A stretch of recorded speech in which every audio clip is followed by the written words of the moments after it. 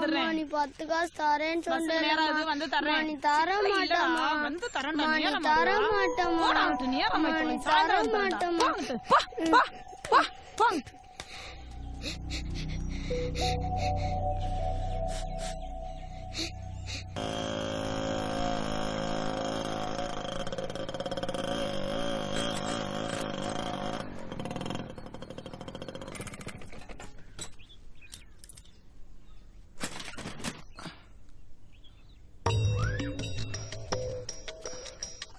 வானே 2 நாள் சென்று தான் வர்றேன்னு சொன்னாங்க, அதுக்குள்ளேயும் வந்துட்டேன். இதுக்கு மேலே ஒரு வார்த்தை என்கிட்ட பேசாது.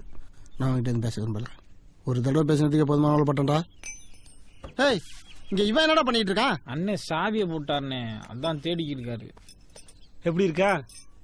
வர்றது 2 நாள் ஆகும் சொன்னாங்க. நான் வர்றது இருக்கட்டும், இங்க நீ என்ன பண்ணிட்டு இருக்க? அது வண்டியில ஏதோ இல்லண்ணே, சும்மா அப்படியே. சும்மாவா?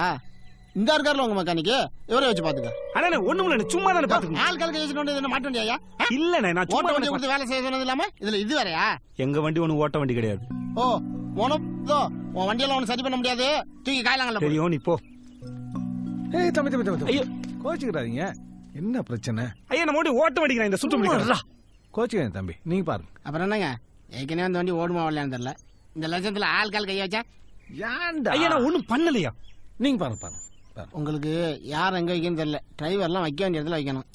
போடா வரல, போடா. நீ எனக்கு சொல்லி தர தேவையில்ல யார் அங்கே வைக்கணும்ட்டு. போங்க.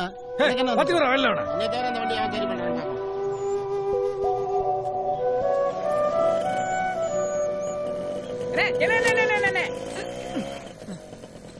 அண்ணே, ஐயா பேசுனது மனசுல வச்சுக்கிறாதண்ணே. வண்டியை பார்த்து ஓட்டிட்டு போனேன், பார்த்து.